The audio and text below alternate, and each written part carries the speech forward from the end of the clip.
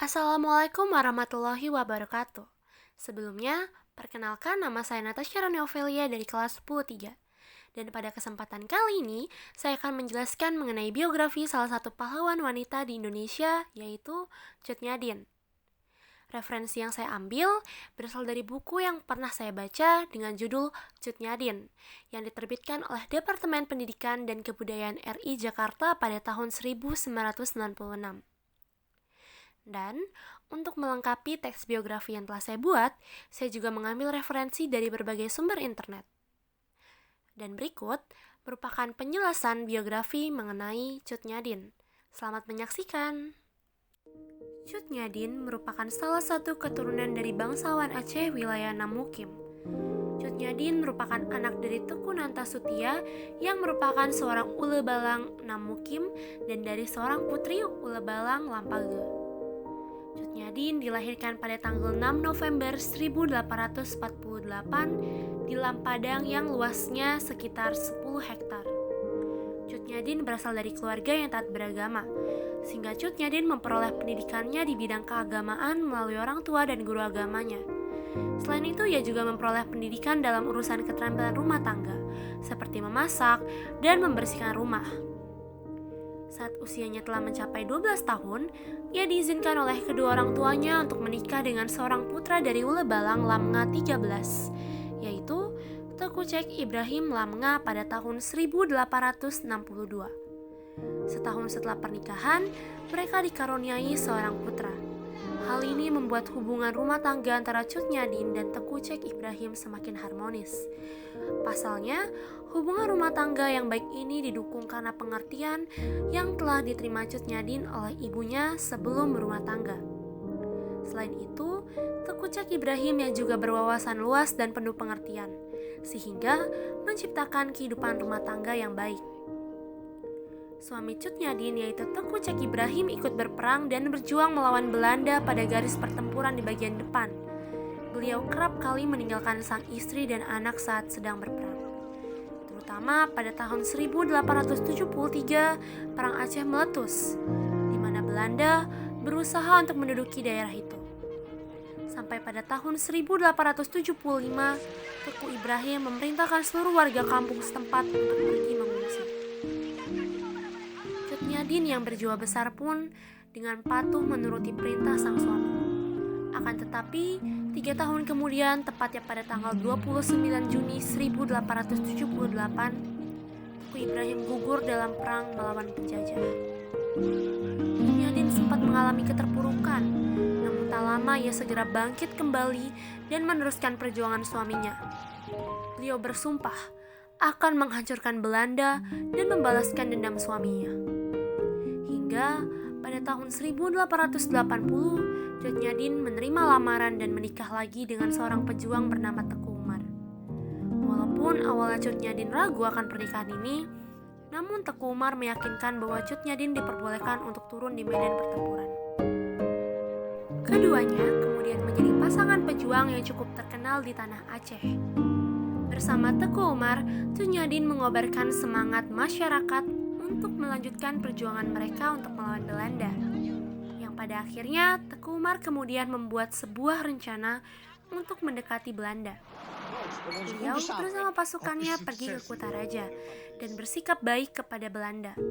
Strategi tersebut berhasil karena kemudian Belanda menerima Teku Umar, bahkan memberinya gelar sebagai Teku Umar Johan Pahlawan dan jabatan sebagai komandan unit pasukan Belanda. Strategi ini digunakan Teku Umar untuk mengambil persenjataan dan memberikannya kepada para prajurit Aceh. Awalnya, masyarakat Aceh menentang strategi ini. Bahkan, tak sedikit di antara mereka yang mengira Teku Umar benar-benar menjadi pengkhianat. Namun, Cut Nyadin berhasil menenangkan pergolakan tersebut dan tetap percaya pada sang suami. Belanda telah percaya dan membiarkan Teku Umar untuk pergi. Namun, beliau beserta Cut Nyadin dan para pasukan mereka tidak pernah muncul kembali di markas Belanda tersebut. Hal ini tentu saja membuat pihak Belanda murka, sehingga Belanda mengerahkan banyak pasukan untuk memburu Teku Umar dan Cut Nyadin beserta pengikutnya. Pada tahun 1899, Belanda mendapat kabar bahwa Teku Umar akan tiba di Meulaboh. Mereka bergegas mengepung lokasi tersebut dan menyergap Teku Umar saat beliau dan beberapa pasukannya tiba. Karena tidak ada pilihan lain, Teku Umar terpaksa untuk melawan. Namun, beliau gugur akibat tembakan dari Belanda. Mendengar berita kematian sang suami, Cutnyadin semakin bertekad untuk menghancurkan Belanda. Akan tetapi, karena keterbatasan dalam persediaan makanan dan senjata, Cutnyadin memutuskan untuk membawa rakyat Aceh kabur dari kejaran Belanda. Namun sayangnya, salah seorang prajurit Aceh yang bernama Panglawat berkhianat dengan memberitahukan keberadaan Cutnyadin kepada Belanda. Belanda pun berhasil menangkap Cutnyadin dan membawanya ke Kutaraja. Hingga pada tahun 1907, Belanda mengirim Cutnyadin ke Sumedang untuk diasingkan. Dalam pengasingannya tersebut, Cutnyadin tetap mempertahankan harga diri dan kegigihannya. Walau banyak warga Sumedang yang bersimpati padanya, namun beliau tidak mengemis. Semakin hari, Cutnyadin semakin rentan karena faktor usianya yang sudah tak muda lagi. Namun tetap bekerja keras untuk menghidupi diri sendiri. Warga Sumedang kala itu selalu menyebut Cutnyadin sebagai ibu perbu, karena beliau ternyata adalah ahli agama Islam. Pada akhirnya, Cutnyadin dinyatakan wafat pada tanggal 6 November 1908 karena mengidap suatu sakit. Beliau dimakamkan di Sumedang. Hingga pada tahun 1959 berdasarkan permintaan Gubernur Aceh saat itu, Ali Hasan, Cutnyadin diakui oleh Presiden Soekarno sebagai pahlawan nasional Indonesia melalui SK Presiden RI nomor 106 tahun 1964 pada tanggal 2 Mei 1964. Makam Cutnyadin pertama kali dipugar pada tahun 1987 dan dapat terlihat melalui monumen peringatan di dekat pintu masuk yang tertulis tentang peresmian makam yang ditandatangani oleh Gubernur Aceh Ibrahim Hasan pada tanggal 7 Desember 1987. Selain itu, rumah lama Cutnyadin pun dibangun kembali dan hingga kini masih bisa dilihat.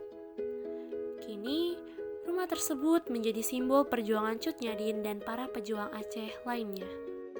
Nah, itu tadi merupakan penjelasan singkat mengenai biografi seorang Cutnyadin. Sekarang, ayo kita identifikasi struktur teks biografi tersebut. Namun sebelumnya, alangkah baiknya jika kita mengetahui apa sih pengertian dari teks biografi. Jadi, singkatnya, teks biografi merupakan teks yang menceritakan kisah atau perjalanan hidup seorang tokoh dengan tujuan agar dapat dijadikan teladan dan inspirasi melalui tokoh yang dikisahkan. Selanjutnya, kita akan mengidentifikasi struktur teks biografi.